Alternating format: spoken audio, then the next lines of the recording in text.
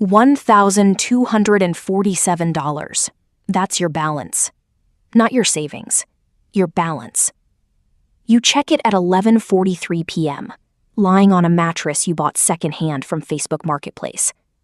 You stare at it longer than you should. You close the app. Open it again at 11:44.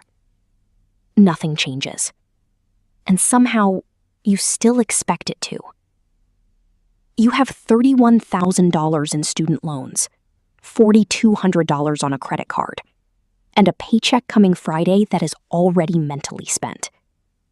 You're 23 years old, and you keep telling yourself you're not behind. But everything in your daily life disagrees quietly. There's no dramatic moment, no collapse, no warning. Just constant calculation. Every grocery trip becomes a negotiation with yourself. You don't buy what you want. You buy what won't break the system. Olive oil goes back on the shelf. Name brands become something you look at, not something you take. Even small comfort starts to feel like risk. And slowly, without noticing, your entire life becomes arithmetic. You don't talk about it. Nobody does. Because at this level, money is not a conversation. It's a private environment everyone is surviving inside. You check your bank app more than your messages.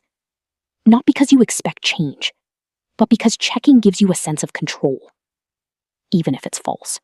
At some point, money stops being numbers. It becomes emotion regulation. Then something small happens. A raise. $6,000 a year before tax.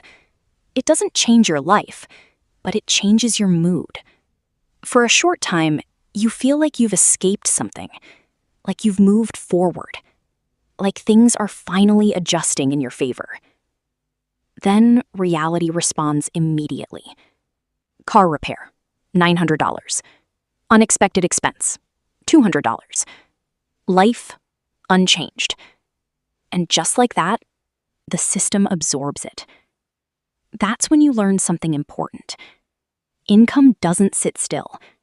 It expands outward, but so do obligations. Then you do something small. You pay off a $1,200 credit card. Nothing dramatic, but you watch the balance hit zero. And for a moment, everything is silent.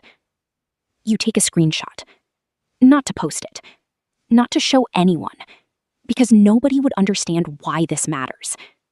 But it does. Because for the first time, a number moved in the right direction. Because of you. Not luck, not timing. You. That's the beginning. You crossed $10,000 in savings at 26. You've never seen 5 figures before. At first, you keep checking it. Not because you're scared, but because your brain doesn't trust it yet. It feels temporary, like it might disappear if you stop paying attention. But it doesn't. It stays. And slowly, your identity starts to shift. Because for years, money meant survival. Now it starts to mean possibility. Then you start learning, not motivation. Not inspiration, mechanics. You open a brokerage account, and you do nothing for weeks. Not because you're lazy, because action now carries weight. Then you invest $1,500. The market drops the next day, and instantly your body reacts before your mind. Take it out, before it gets worse. That instinct feels correct, but you don't follow it. You let it sit. And that moment changes something fundamental. Fear used to make decisions for you. Now it doesn't. That's the first break in identity. Then your income grows. $68,000 a year. On paper, you're stable.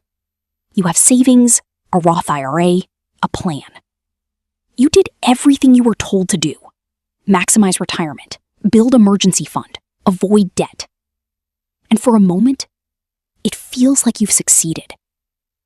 Until you do something dangerous. You calculate the future. Not emotionally, mathematically. 40 years of disciplined saving at your current income. And the result is not failure, but it's not freedom either. It's something in between.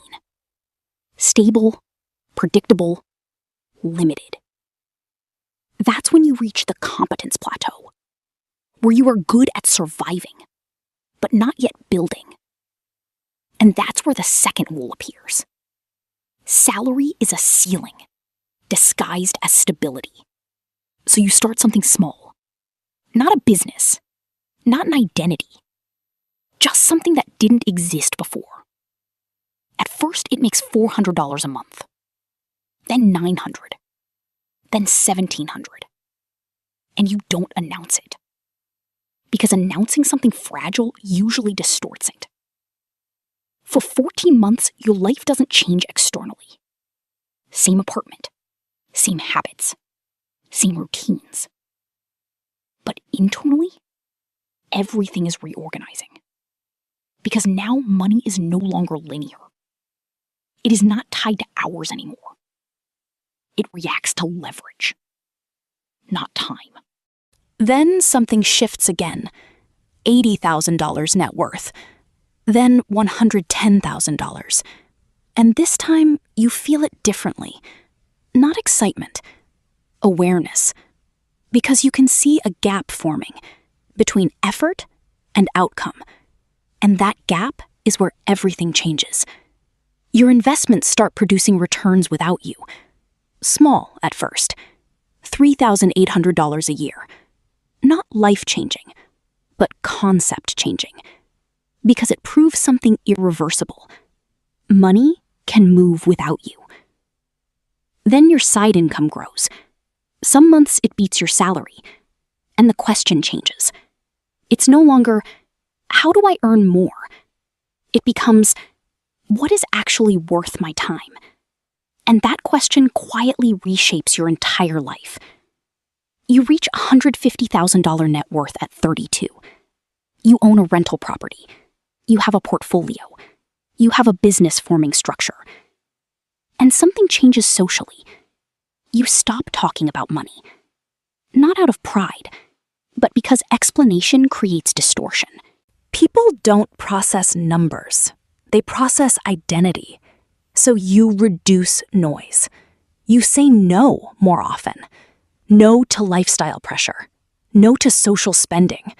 No to decisions that feel good but cost structure. At $300,000, money starts to behave differently. It starts moving with direction. It starts selecting outcomes.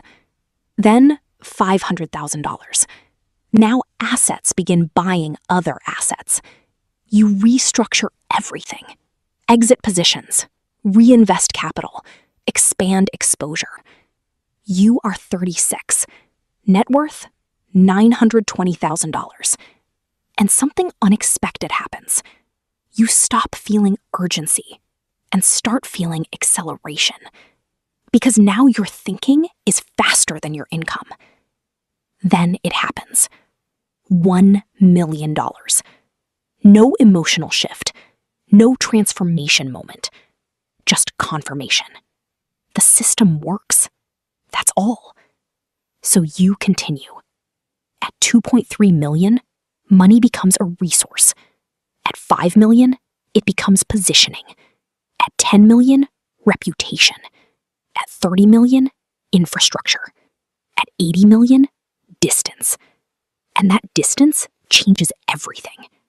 Not how you feel, but how decisions are made around you. You are no longer building income. You are allocating capital. And somewhere right now, a 23-year-old opens his banking app.